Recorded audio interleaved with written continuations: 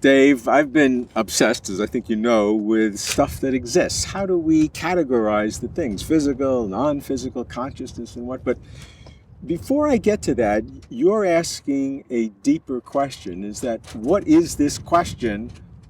What exists? What are the assumptions that you're making in even asking that question? So I want to start with your differentiation between ordinary existent assertions and ontological or existence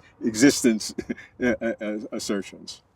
Yeah, so in ordinary talk, I might just say something like, this is a nice conversation we're having. And hey, well, I just said that something, a conversation, exists. But in ordinary talk, I'm not like saying something deep about the structure of the universe. I'm just saying, that's just another way of saying, hey, we're talking. But philosophers who are into this stuff say, what I want to know is, does the conversation really exist? Are there such things as conversations? So if I say, this is a nice conversation we're having, that's just an ordinary existence assertion, one that doesn't really purport to have big philosophical import. But philosophers think that they can ask a different question. Does the conversation really exist? And when they're doing that, they're doing serious ontology. Is the conversation really part of the fabric of the universe, or is it just part of a way of speaking? Okay, so this becomes more serious when we talk about abstract objects like numbers. Are numbers just a linguistic way of humans communicate, or is there some number existing in a platonic heaven, as we kind of humorously say? And that's where this question becomes more fundamental. Yeah, and I can raise exactly the same questions about numbers. I could say, hey, the number of people here in this conversation is 2. Hey, well, I've said something about the number 2. I've said there is a number 2, but it's just another way of saying there are 2 people here. Whereas philosophers ask the question, does the number 2 really exist? Are there actually numbers in the fabric of the universe? And many philosophers, they devote this whole field called ontology to answering that question. I'm a little bit skeptical about that kind of question. I think it's fine to say the number of people talking here is 2, but to raise the question, does the number 2 really exist? I think we should be skeptical of the ability even to give an answer. Okay, so you're questioning this whole framework about it, but now you recognize there is stuff around. There's physical stuff. You think there's some special consciousness. People disagree, but you think it there. There's these abstract objects, numbers. I mean, we have stuff. So how do you deal with it? It's just random stuff flying over the universe? Well, there's the concrete things in the universe, and especially there's the fundamental things. They really exist. The particles, no question, I think they exist. The minds, on my view, those exist. But things out of them, mountains, do they really exist? So there are like 1,000 mountains over there, sitting there, coincident with each other, that one and a smaller one and a smaller one, or is it just one?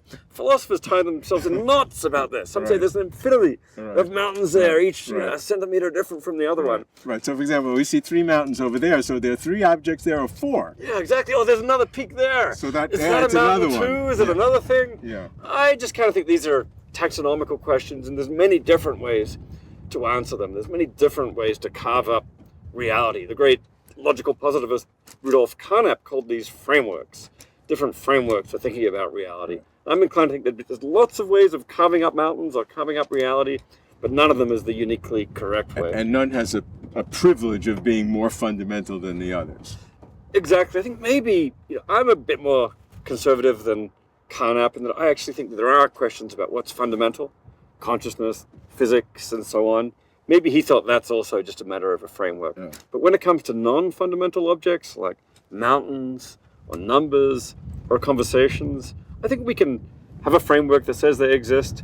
We can have a framework that says they don't exist if we want, and not too much turns on that. There's no objectively correct answer to those questions. And you've defined this, or has been defined as ontological, the existence or being anti-realism. Realism being the fact that you see it, well, it looks real. But you're saying it really isn't so real as you think. Yeah, ontological anti-realism is, in my mind, analogous to the view moral anti-realism. If you're doing ethics, you say, what's good, what's bad, and you say, well, murder is bad, and this is good. But then if you do meta-ethics, you say, are there objectively correct answers to these moral questions? The anti-realist says, no, it's kind of up to us. The moral realist says, yes, it's objective. So meta-ontology asks the same questions about ontology. What exists? we might say, okay, yeah, mountains exist or conversations exist, but the ontological realist says there's objectively correct answers to those questions. The ontological anti-realist says, no, there's no objectively correct answers to and that's where those you questions. skew, And that's my at least view. at the present time. Yeah. Now, when you look at the other side, the realistic guys and girls, you see two categories. You see what you call heavy realists Yeah. and lightweight realists. So I don't know which one I am. I think I'm not an anti-realist. So how do you help me determine whether I'm a heavy realist or a lightweight realist? I think you might be a heavyweight realist. The heavyweight realists are the ones who think it's a really deep fact about the universe that numbers exist. Whereas the lightweight realist says, sure, numbers exist, but it's not a big deal. You know, it just kind of falls out of our concepts or something. It's not a deep fact about the structure of the universe. And from all our years of talking, I think that you're a bit more on the deeply realistic side. Well, I about want to be. metaphysics. That doesn't Yeah. mean I am. I mean, I want to be. I'd like the universe to be like that, but that doesn't mean the universe has to be what I like. Okay, you're an ontological realist wannabe. I like that. Right. You got to have a category for that too. I do. I want Yeah. to. So how do you differentiate between the lightweight realist and the anti-realist? The lightweight realist thinks there are correct answers here, but they're kind of trivial. They're kind of shallow. It's a sort of a trivial fact that the number 2 exists. It just falls out of our fact. There are 2 of us here. The number of us here is 2. The number 2 exists. It's not a big deal. The heavyweight realist would say, no. You can't settle ontological questions that easily. We need to do metaphysics like it's a science. I understand the differentiation between heavy and light. Oh, What yeah. I'm having Oh, yeah. trouble with between light and anti. The anti-realist says Yeah. there's not a correct answer here. At all. You can say the number 2 exists, or you can say the number 2 doesn't exist, matter. and they're both equally correct relative to different Right. frameworks. All right. The lightweight realist doesn't acknowledge all these different frameworks. They say there's one framework, but it's kind of trivial. Okay, so we're on opposite sides. I'll take the heavyweight realist for a time, and you're the anti-realist. Yeah. We'll see what happens. Okay, let's see how it goes.